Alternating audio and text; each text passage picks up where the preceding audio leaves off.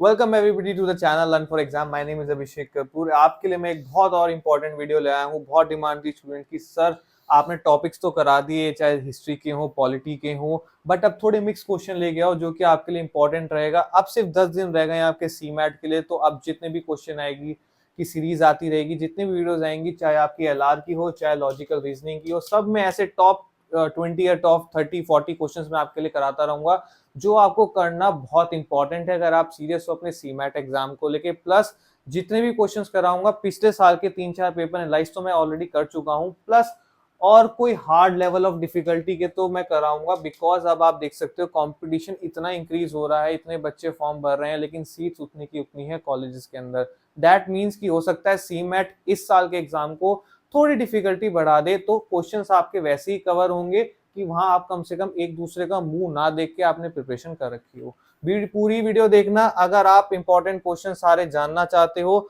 और बहुत important questions रहेंगे, मैं आपके लिए दोबारा बता देता हूँ। स्टार्ट करते हैं। स्टार्ट करने से पहले हमारा इंपॉर्टेंट नंबर है, ऑलरेडी बहुत सारे स्टूडेंट्स इस नंबर से जुड़े हुए हैं, लेकिन जो नए स्टूडेंट्स देख रहे हैं ये नंबर सेव कर लो। इस नंबर को सेव करने से आपकी किस तरह हेल्प होगी मैं बताता हूँ आपको। एक तो प्रीवियस ईयर क्वेश्चन पेपर मिलेंगे, चाहे किसी भी एग्जाम के हो, प्लस सारे डाउट सॉल्व होंगे आपके पास। आई नो आपके पास आपके नंबर होंगे, कैट के होंगे, स्नैप के होंगे, एनमेट के होंगे, बहुत सारे आपके पास डाउट्स होंगे कि मेरी प्रोफाइल ऐसी है, मुझे अच्छा कॉलेज कौन सा मिल सकता है। मेरा मन में कभी कभार आ रहा है कि मैं ड्रॉप ले लूं, बट क्या ड्रॉप लेना वर्थ इट रहेगा, या मैं मुझे प्रोफाइल की बेस पे कोई अच्छा टीयर 2 टीयर 3 कॉलेज मिल सकता है।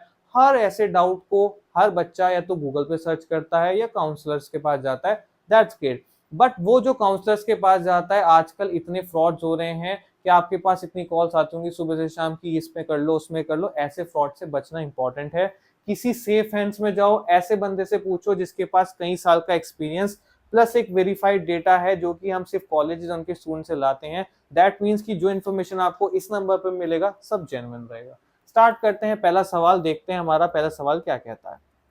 वो कह रहा है कि इक्वेटर, इन 4 ऑप्शन में से कोई ऐसा मुझे बता दो कि जिसमें से इक्वेटर पास ना होता हो। तो इनमें से बताइए कौन सा ठीक है, कौन सी कंट्री है साउथ अमेरिका की इनमें से जिसमें से इक्वेटर आपका पास ना हो। तो बहुत इजी क्वेश्चन है। इक्वेटर का आप मान के चलो कि मैंने जब एनालाइज करा तो इक्वेटर का एक दो सवाल आए हुए हैं, आपके पिछले साल में ही आए थे, 2023 में भी मैंने देखा है, आपका 2022 में भी देखा है। ज्योग्राफी का बहुत ज्यादा फेवरेट टॉपिक है, इक्वेटर हो गया, मेरिडियन हो गया, तो ऐसी लाइंस जो ऑलरेडी में बनी हुई है ज्योग्राफी में, वो बहुत पूछता है आपका सीमैट। तो इसमें से क्या होगा आंसर? ऑप्शन ए होगा, बी होगा, सी होगा, डी होगा। तो इसका जो ऑप्शन होगा वो होगा आपका चिले।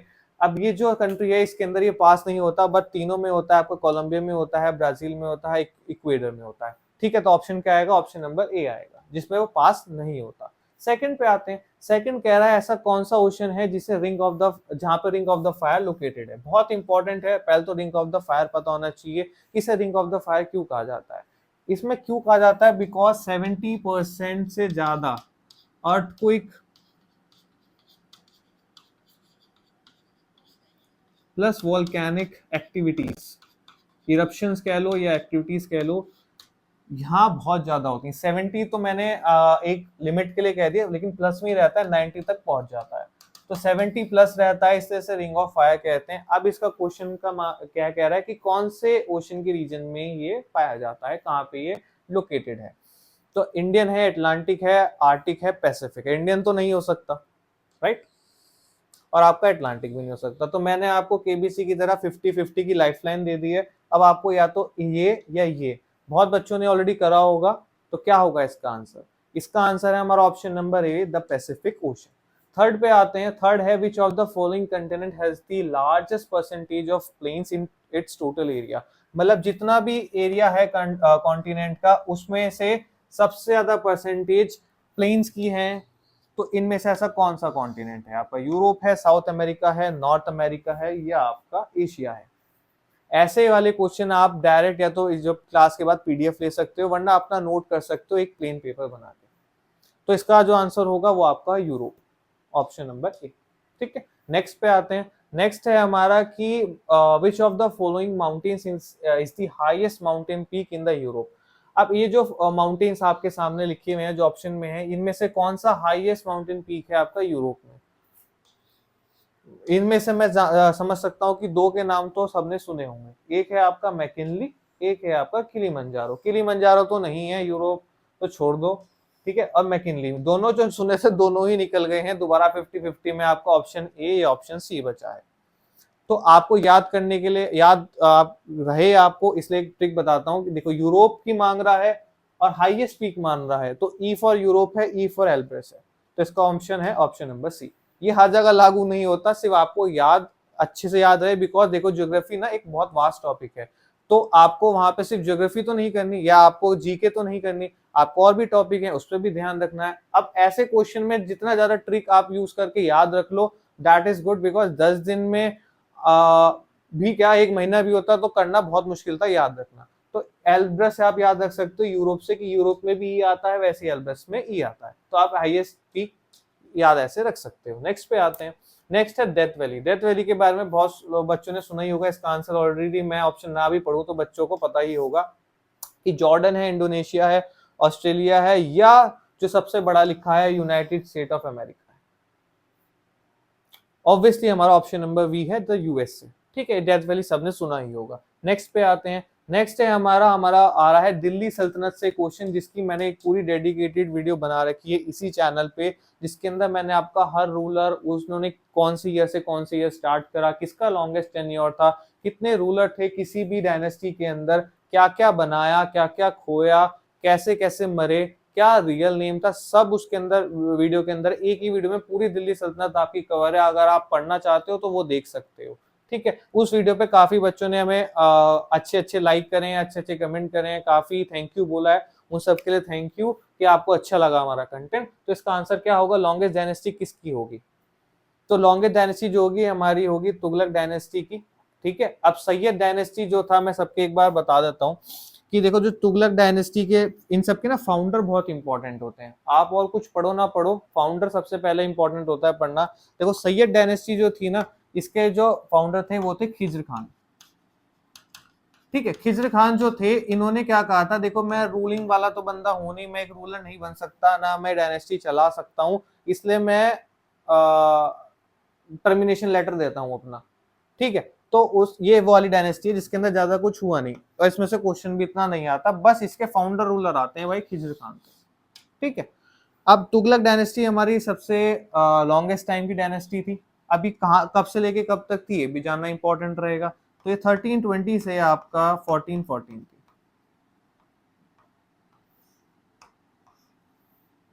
ठीक है। ये आपका तुगलक डायनेस्टी। लेकिन इसके फाउंडर कौन थे? इसके फाउंडर थे आपके घियासुद्दीन तुगलक,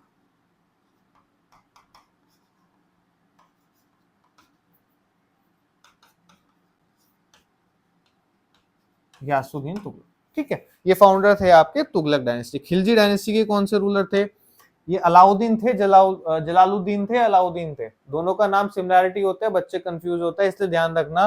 पहले इसका नाम जे से आता है, वो आपके खिलजी डायनेस्टी के फाउंडर थे, तो जलालुद्दीन खिलजी थे। लेकिन बहुत सारे जो काम है, इंपॉर्टेंट काम है, वो अलाउद्दीन खिलजी के आते हैं, जिसमें से क्वेश्चन बनता है और बनेगा ही बनेगा, बिकॉज बहुत कुछ है पढ़ने के अलाउद्दीन खिलजी से, ठीक है। वैसे ही तुगलक में आपका गयासुद्दीन तो लिख दिया, बट फिरोज शाह तुगलक के बारे में पढ़ना इंपॉर्टेंट है, जिन्होंने फिरोजाबाद बनाया और बहुत सारी सिटीज बनाई, इन्होंने काफी काम करे हैं, तो यह पढ़ना इंपॉर्टेंट है, ठीक है। नेक्स्ट पे आते हैं। नेक्स्ट है हमारा, ऐसे कौन से ट्रेवल हैं जिन्होंने डिटेल डिस्क्रिप्शन दी थी पोस्टल सिस्टम ड्यूरिंग दी सल्तनत पीरियड। अब इनमें से ट्रेवलर बताओ कि कौन सी सल्तनत में एक तो आए थे, ठीक है, किसकी सल्तनत में आए। दूसरा, जो डिटेल डिस्क्रिप्शन दी है ये तो आपने जान लिया, बट डिटेल डिस्क्रिप्शन के लिए कुछ लिखा होगा, कोई किताब लिखी होगी, उसका नाम क्या था? दोनों इंपॉर्टेंट है। नेम तो आई डोंट थिंक सो आपके में आएगा, बट आ गया तो फिर क्या करोगे, छोड़ोगे थोड़ा ना, जान लो इसी क्लास के अंदर। तो देखें तो डिटेल डिस्क्रिप्शन ही किस में मिलेगा, तो ये थे हमारे इब्न बतूता, नाम बहुत सुना होगा इब्न बतूता का। ये आए थे हमारे फिरोज शाह तुगलक की सल्तनत के टाइम पे, फिरोज शाह तुगलक, ठीक है। इन्होंने जो बनाई थी वो बनाई थी किताब उल निराली, किताब उल निराली इन्होंने बनाई थी, फिरोज शाह तुगलक के टाइम पे आए थे इब्न बतूता थे, जिन्होंने डिटेल डिस्क्रिप्शन दी थी। ठीक है, काफी इंपॉर्टेंट है, इससे ज्यादा इब्न बतूता का नहीं वो पूछा जाता, बस वो पूछते हैं एक तो किसके पीरियड पे आए थे, और नाम भी किताब का बाय लक वाली बात है, वो ये लेवल ऑफ डिफिकल्टी है, थोड़ी हार्ड आ गई तो पूछ सकता है, इसलिए मैंने आपको बता दिया। नेक्स्ट आता है कॉइन, जिसका नाम है शेषगानी, वॉज मेड विच मेटल के बारे, किस मेटल पे बनाया गया था। और एक और इंपॉर्टेंट पॉइंट बताऊंगा इस पे, पहले ये बताओ शेषनागी कौन से मेटल से बनाया गया था, क्या गोल्ड था, सिल्वर था, कॉपर था, जिंक था। तो इसका आंसर क्या होगा, इसका आंसर होगा सिल्वर। जो आपका शेषगानी था ये सिल्वर से बना था।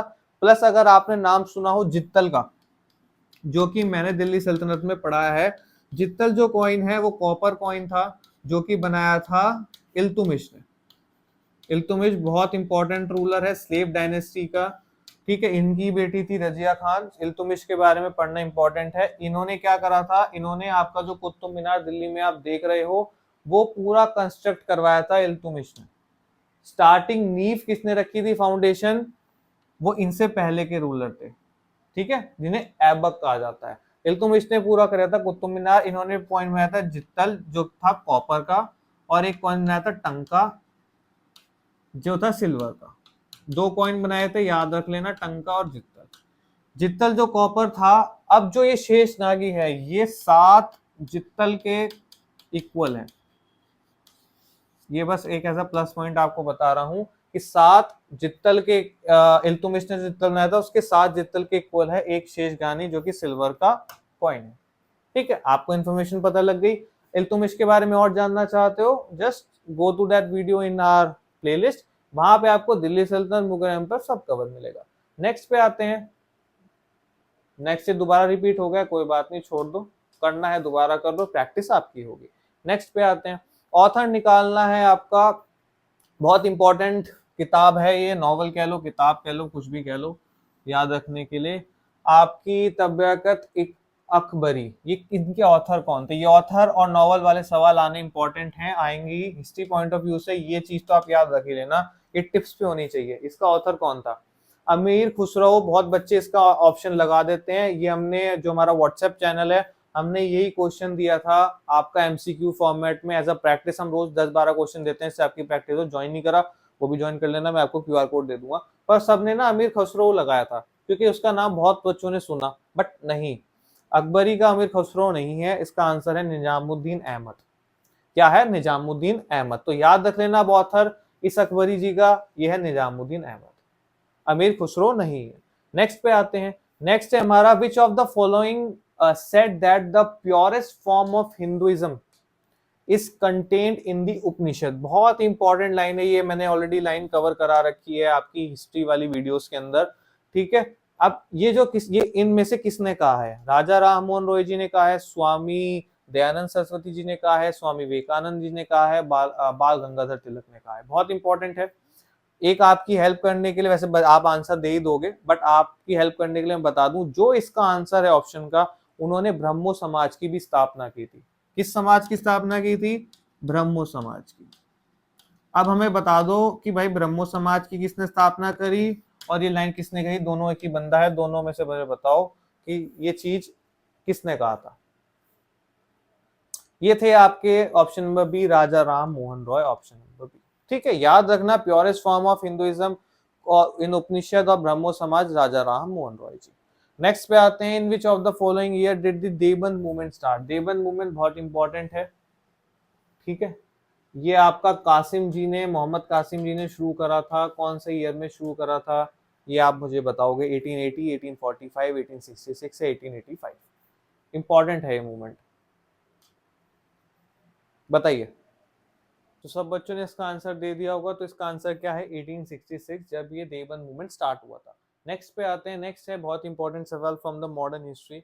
इसके अंदर कहा गया है फर्स्ट इंडियन वुमेन के बारे में बताओ जो कि प्रेसिडेंट बनी है Indian national council, Indian national Congress की। ये तो हो गया आपका इंडियन वुमेन की बात, बट फर्स्ट वुमेन कौन सी थी वो भी जानना इंपॉर्टेंट है। इंडियन नेशनल कांग्रेस की, ये तो इंडियन वुमेन की बात है, इसमें सबको पता ही होगा। इसमें दो चीजें और जानना इंपॉर्टेंट है, क्या, एक तो नेम, जो कि हम इसमें से चेक ही कर लेंगे। ईयर कौन से ईयर में बने और सेशन कहाँ पे हो रहा था, सेशन प्लेस। ये तीनों चीजें इंपॉर्टेंट है जानना from the modern history. Modern history अगर आप पढ़ भी रहे हो तो तीनों चीजें किसी भी ईयर की, काकोरी इंसिडेंट हो आपका, चाहे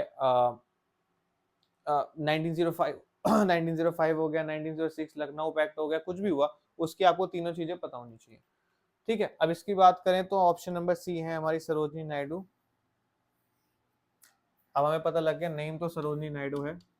ईयर कौन सा होना चाहिए, ईयर हमारा 1925 है, याद रखना 25 दिसंबर। ठीक है, 25 दिसंबर 1925, 25 दिसंबर यहाँ भी याद रखो, बट ईयर याद होना चाहिए। सेशन की प्लेस कहाँ पे हो रहा था, कहाँ पे हो रहा था, कानपुर। कहाँ हो रहा था, कानपुर में। लेकिन हमारी फर्स्ट इंडियन वुमेन के बारे में पता लग गया, फर्स्ट, लेकिन वुमेन कौन सी थी, इंडियन छोड़ दो, वैसे ही बताओ फर्स्ट वुमेन कौन सी थी, वो थी हमारी एनी बेसेंट। कौन थी, एनी बेसेंट। ये हमारी 1916 में इनका सेशन हो रहा था, जहाँ पे ये बनी थी जब बापूजी आए थे, जहाँ पे गांधी जी आए थे, फर्स्ट मूवमेंट उन्होंने किया था। नेक्स्ट पे आते हैं। नेक्स्ट है हमारा कि एशियन रूलर बताओ जिसने फाउंड किया है गंगोई कोंडा चोलापुरम। बहुत इंपॉर्टेंट रूलर है चोला डायनेस्टी के, आपके बहुत, इसे इन्हें बहुत अच्छा शासक कहा जाता है, ग्रेट रूलर थे। तो कौन है तो वन ही, ध्यान रखना, है तो वन ही, बट कौन से वन है। तो इनका आंसर है हमारा ऑप्शन नंबर डी, जो कि है राजेंद्र वन। ठीक है, गंगोई कोंडा चोलापुरम के फाउंडर कौन थे, राजेंद्र वन। नेक्स्ट पे आओ, अईहोल प्रशस्ति was composed by whom among the following. जो अईहोल प्रशस्ति है, ये है क्या, पहले तो कंपोज तो हम देख लेंगे। अहोल प्रशस्ति जो है वो एक संस्कृत इंस्क्रिप्शन है, जो कि कहाँ पर है, मैगुटी जैन टेम्पल में है इन कर्नाटका। ठीक है, संस्कृत के इंस्क्रिप्शन हैं ये। और अहोल प्रशस्ति को किसने लिखा, कौन से पोएट हैं या कौन है, वो है हमारे रवि कीर्ति जी।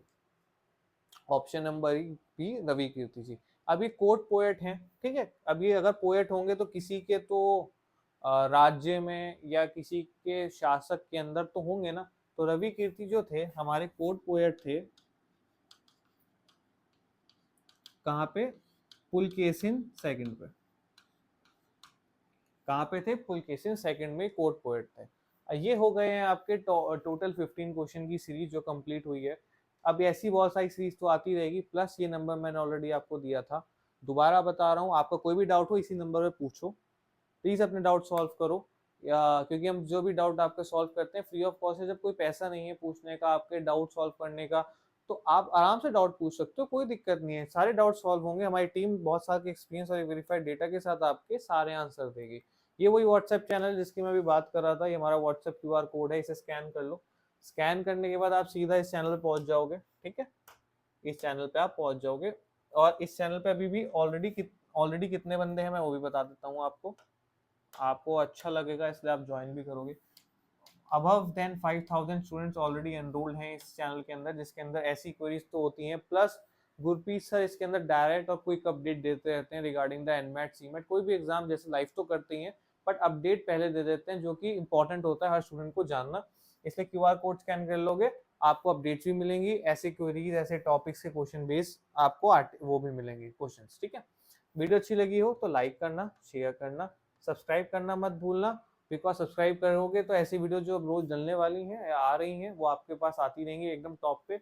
लाइक करोगे तो हमें पता लगेगा कि आपको कंटेंट काफी अच्छा लग रहा है हमारा। Thank you.